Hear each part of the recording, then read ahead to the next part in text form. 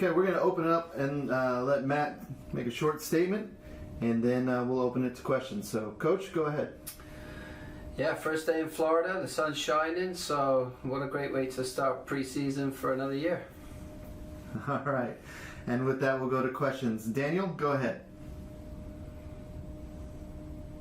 Hey, Coach.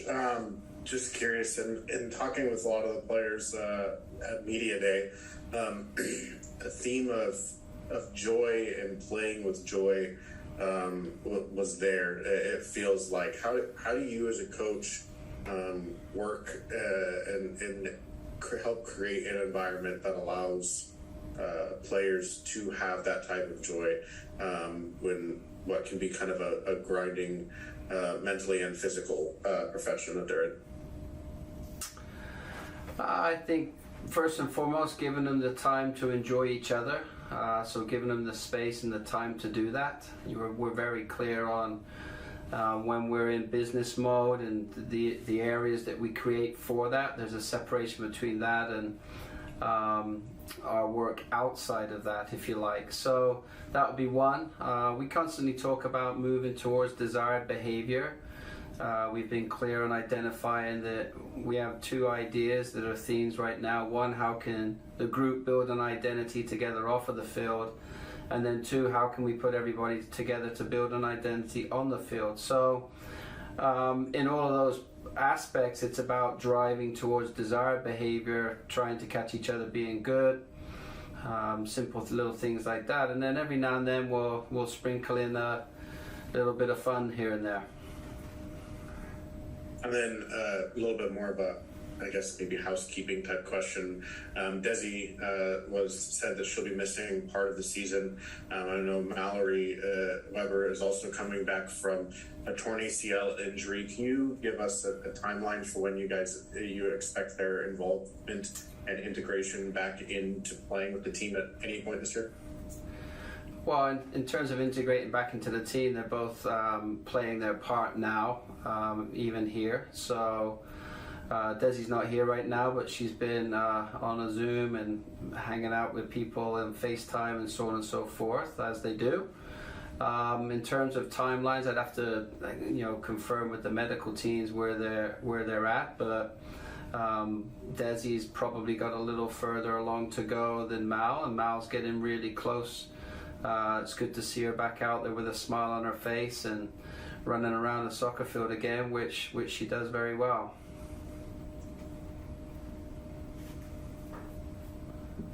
All right, thanks, Daniel. We'll go next to Thad Bell from Blue Testament. Thad, go ahead. Hey, good afternoon, Coach. What can you tell us about your new signing that was just announced today? Well, I think first and foremost, plaudits go to Cami and her team in the recruitment. Hannah's a player, obviously, I'm quite familiar with from my time in my previous role with US Soccer. So, I think what's exciting about Hannah is she's an incredible culture person. She's an incredible team role model in the way that she goes about things as a professional, so she'll fit in there with the rest of the group. And then obviously a very talented player. Once we're able to get her back doing what she does best on the field, it will be another piece to the puzzle, which for me and the staff gives us another positive problem. But that's what you need to thrive in the NWSL. You need to create depth in a roster that can compete for the long haul to hopefully be playing towards the latter parts of the season. She's been described as one of the best right backs in the world, or in Europe, or whatever exact description she's been used that's been used. How do you see her, and how do you see that? As a left back? No. No, she is one of the world's best at what she does, and hopefully that helps inspire players within our group. But yeah, she's predominantly played as a right-sided fullback. She loves to get forward, has great crossing ability, but is also a very good defender. So I think she'll complement who we have right now and basically be part of a competitive group that's hoping to fill the ambitions of the club and ownership, which is to drive towards being one of the best teams and to try and compete for championships. All right, thanks, Thad. Next up, Theo Lloyd Hughes. Hi, Matt. I wanted to talk about no non-roster invitees on the squad list right now in Florida. What's the kind of reasoning behind that? Well, I think the way our roster's established itself in the postseason, coupled with the draft, we were really excited about our draft picks and who we were bringing in to complement the returning roster or the new additions. And to be perfectly honest, there was an opportunity to bring in more players, but it would not only be false hope for them, because the reality is to make this roster, even with the players that we have here, is going to be super competitive because there's only so many spots. So to add more to what we felt was already where we needed to be, then that didn't seem to make sense to us. But obviously a lot of talented players out there that aren't on rosters. The choice, however, was made that we were going to go with, what was a returning group plus the draft picks. And just kind of following up on that, obviously with the World Cup, Hannah, obviously the injuries was maybe a bit unclear, but there will obviously be, and Desi as well, I guess, there will be absences. So how are you looking to address the 24 plus 4 kind of overall roster come May, June? Will it be what's your plan for that? Will you be looking to bring in more players kind of from abroad or from within the league? Well, I think that's something that I would defer to Cami, but her group has very much got their finger on the pulse of talent both at home and abroad. Obviously, we'll put ourselves in a position that if we need to add and deal with things that we're not 100% sure that it could even happen right now, we'll make sure that we're in a position to create the depth that we need to compete. And that's Cami's role, and she's done a good job obviously with the off-season acquisitions and then obviously with the draft picks. So there's plenty of talent there, but we also are very clear on that anytime we feel that we can add to the group for all the right reasons, then obviously Cami's proven already with her group again that they're not afraid to do that. Thanks, Theo. One last... sorry. No, go ahead. I was just going to say one last one on Hannah signing, just more of a fun one, I guess. Obviously, in the video, you saw her swiping, away from Chelsea, away from Paris Saint-Germain, and Hammarby. How did it feel to have kind of Casey Curran, even just in a social media video, kind of really ascend to being in the top tier of football clubs in the world? To be honest, I haven't seen it. So, I'm not a big social media person, so I haven't had the opportunity to see it. But if we're in the company of those that you just expressed, then we're obviously in very good company. So, I'd have to go watch it at some point, I guess. Okay, thanks, Theo, and I'll make sure that I show Coach that social media post right after we're done here. Next up is Claire Watkins.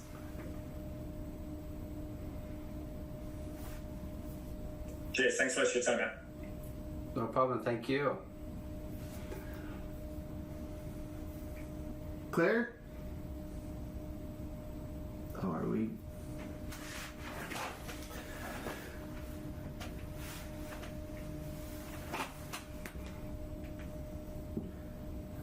Claire, are you?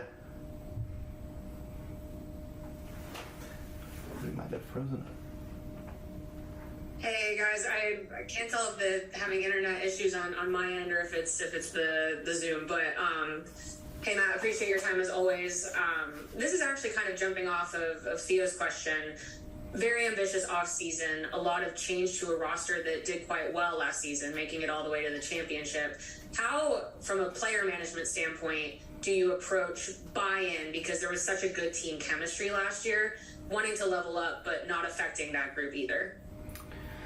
Well, I think first and foremost, Cami in that group again, I would go back to them in that there's a sense of trying to find players that have a fit, and whether that be culturally or whether that be talent. So once that's in place, then that's our job now as a staff, and that's our job as a team now, to create the identity to move the team and move the club forward, and that's what we're going to try and do in our time here in Florida, and that's the focus. Can we build a cohesive group that keeps the things that we were doing well, that basically starts to even add more things within this group that allow us to progress forward in terms of our environment and ecosystem, and then that then in turn leads to on the field. So how can we start to build the relationships on the field by being clear on our identity and how we want to play,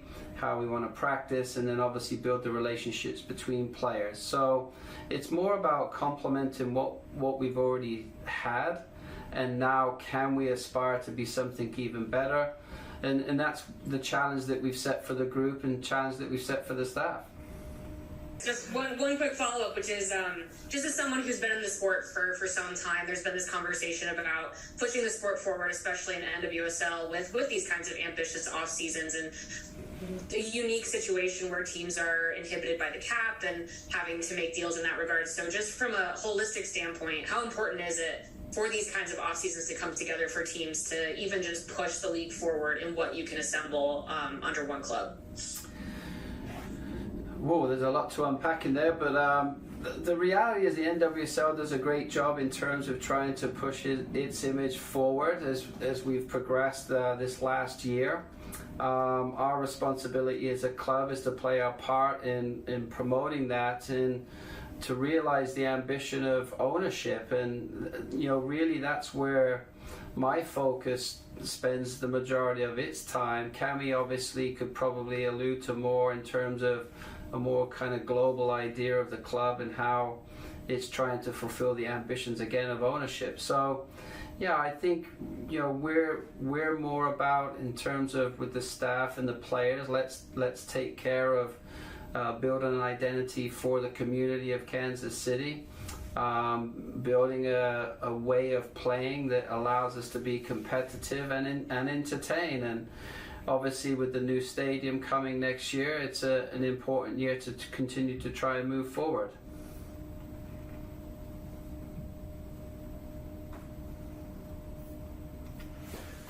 All right, thanks, Claire. And again, apologies for the internet issues a moment ago. I hope everything's much better. Up next is Daniel Sperry. We'll go back to Daniel. Just obviously with adding a third right back to the roster with Hannah, you have Kate, who can play in the midfield in the past and excelled really well at the wingback spot, but I guess maybe how much of last year and the way players fell into some of these positions was just kind of scrambling at times for healthy bodies with the way things went injury-wise, and how much of it was maybe is right back a permanent home for a player like Kate, or does she kind of push up into the midfield line now as you bring in more players in that position?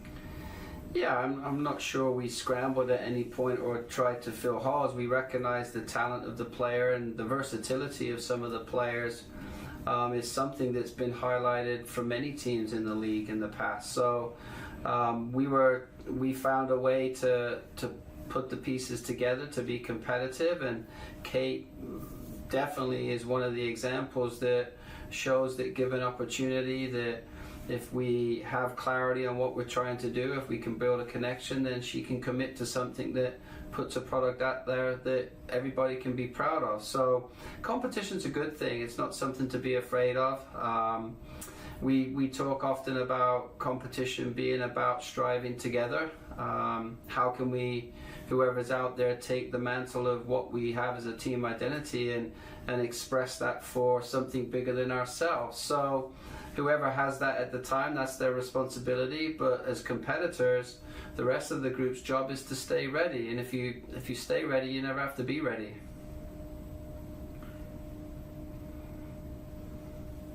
Thanks, Coach. All right, thanks, Daniel. Any other questions for Coach? All right, well, thanks very much. We are into week 1, and we'll be back later this week with a player. If you need anything in the meantime, just reach out to me, Jeff at kansascitycurrent.com. Thanks.